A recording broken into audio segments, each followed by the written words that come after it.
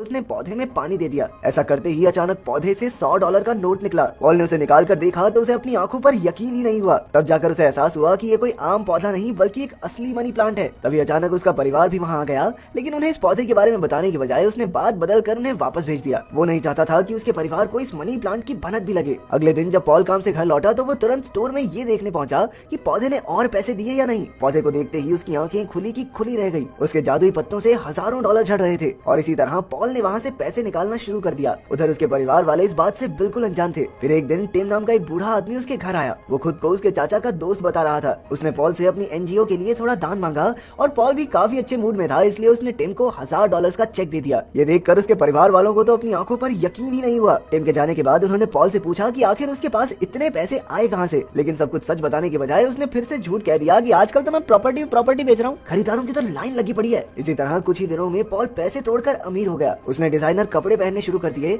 और आखिरकार गीता और बिरजू को भी उनकी पॉकेट मनी मिल ही गई। इससे पूरे घर का माहौल भी धीरे धीरे बेहतर हो रहा था। इसके बाद हमने देखा कि पॉल अब बिल्कुल बदल चुका है। उसे पैसों की कोई परवाह नहीं थी और अब तो वो बस पैसे उड़ाने के बहाने ढूंढता रहता था। एक दिन उसने सबसे महंगी घास काटने की मशीन खरीदी। हालांकि उसके घर में इतना बड़ा बगीचा तो था भी नहीं। फिर एक सुबह उसके साथ काम करने वाले दोस्त जैक ने उसकी पुरानी गाड़ी का मजाक उड़ाया तो पॉल ने गुस्से में आकर तुरंत एक स्पोर्ट्स कार खरीद ली। लेकिन गड़बड़ ये हो गई कि उसने गाड़ी का सारा पैसा कैश दिया, जिसे देखकर कार डीलर को उस पर शक हो गया। उसे लगा कि पॉल जरूर कुछ गैर कानूनी काम करता होगा, इसलिए उसने तुरंत पुलिस को खबर कर दी। जल्द ही डिटेक्टिव मिलर वहां आ पहुंची और कार डीलर से सारी जानकारी लेने के बाद उसने हिसाब लगाया कि पॉल जरूर कुछ गैर कानूनी धंधे से जुड़ा है। अब उसका मकसद बस पॉल को रंगे हाथों पकड़ना था। उधर पॉल ने काम पर जाकर जैक को अपनी नई गाड़ी दिखाते हुए धौंस जमाई तो पॉल ने पूछा कि उसके पास इतने पैसे कहां से आए। पॉल ने जवाब दिया कि उसके चाचा उसके लिए काफी पैसा छोड़कर गए थे। इसके बाद उसने घर जाकर अपने परिवार को वो नई गाड़ी दिखाई। उसके बच्चे तो खुशी के मारे नाचने लगे, लेकिन उसकी पत्नी ग्रेस को उस पर शक होने लगा कि आखिर इसके पास इतने पैसे आ कहां से रहे हैं। उसने फिर से पॉल से पैसों के बारे में पूछा, लेकिन पॉल ने फिर बात टाल दी। अगले कुछ दिनों तक ग्रेस उससे ये सवाल बार बार पूछती रही, लेकिन पॉल हमेशा कोई ना कोई बहाना बना देता। इसी वजह से उन दोनों के बीच थोड़ी अनबन शुरू हो गई। एक दिन टिम एक बार फिर से उससे दान के लिए पैसे मांगने आया, लेकिन पॉल का मूड काफी खराब था, इसलिए उसने गुस्से में टिम को वापस भेज दिया। फिर पॉल के ऑफिस जाने के बाद डिटेक्टिव मिलर उसके घर आई और ग्रेस से पूछताछ करने लगी। उसने ग्रेस से पॉल के काले कारनामों के बारे में पूछा, लेकिन अपने पति से झगड़ा होने के बावजूद भी ग्रेस ने मिलर के सामने पॉल का साथ ही दिया। उसने कहा कि पॉल एक ईमानदार और मेहनती आदमी है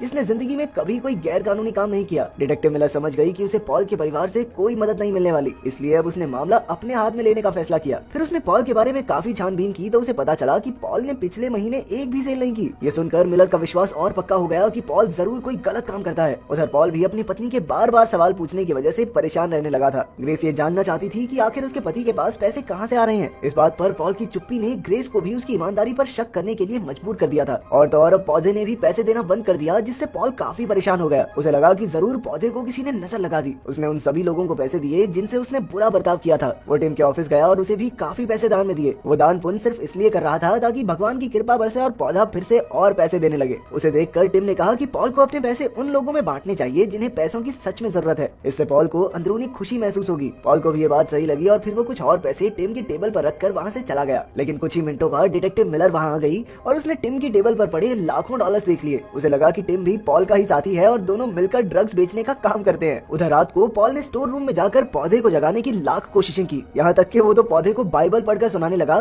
ताकि भगवान उसकी मदद करें, लेकिन ऐसा कुछ नहीं हुआ। फिर अगली सुबह जब पॉल ने कॉफी खरीदी तो उसे गरीब आदमी दिखाई दिया और क्योंकि पॉल अपने पौधे को जगाने के लिए दान पुण्य कर रहा था तो उसने उस गरीब आदमी को $100 दे दिए। लेकिन उसके जाने के बाद डिटेक्टिव मिलर वहाँ आ गई और गरीब आदमी के हाथ में पैसे देखकर उसे लगा कि ये भी जरूर पॉल के साथ मिला होगा। उसने तुरंत उस बेचारे गरीब आदमी को गिरफ्तार कर लिया। उधर पॉल ने आज अपने बेटे से वादा किया था कि वो साथ मिलकर फुटबॉल मैच देखेंगे, लेकिन वो अब तक घर लौटा ही नहीं। ग्रेस ने उसे काफी बार फोन किया, लेकिन पॉल ने फोन उठाया ही नहीं। आखिरकार ग्रेस अपनी बेटी कैरी के साथ पॉल की फैक्ट्री में उसे ढूंढने गई, लेकिन वो जगह तो एकदम खाली थी। जैसे ही कैरी एक अंधेरे कमरे में घुसी तो अचानक वो एक गड्ढे में गिर गई जो कपड़े से ढका हुआ था। असल में पॉल ने ही इस गड्ढे को ठीक कराने के बजाय उसे कपड़े से ढक दिया था और आज उसकी बेटी को ही इस चालाकी का खामियाजा भुगतना पड़ा। फिर उसे हॉस्पिटल ले जाया गया क्योंकि उसके हाथ की हड्डी टूट गई थी। जैक को पॉल की इस लापरवाही पर बहुत गुस्सा आया क्योंकि उसने कई बार पॉल से उसे ठीक करवाने को कहा था। बाद में पॉल को भी अपनी गलती का एहसास हुआ और वो ग्रेस के सामने रोने लगा। उसने पूरी जिंदगी ऐसे ही चालाकी करके काम चोरी की थी और शायद इसी वजह से उसके परिवार को तंगी में जीना पड़ा। आखिरकार ग्रेस ने उसे माफ कर दिया और एक नई शुरुआत करने को कहा। फिर वो लोग कैरी को घर ले आए और सबने सुख की सांस ली। अब पॉल को एहसास हो चुका था कि अपने परिवार से बढ़कर उसके लिए कुछ भी नहीं है। उसने अपने पत्नी और बच्चों से वादा किया कि अब वो दिल लगाकर काम करेगा और वो कभी तंगी में नहीं जिएंगे। लेकिन अगले ही दिन डिटेक्टिव मिलर ने आकर उसे गिरफ्तार कर लिया। जब वो जेल में गया तो वहाँ उस गरीब आदमी को देखकर वो हैरान रह गया और तो और टिम भी वहीं मौजूद था। आखिरकार उसने सच्चाई का खुलासा किया। वो पहले से ही मनी प्लांट के बारे में सब कुछ जानता था।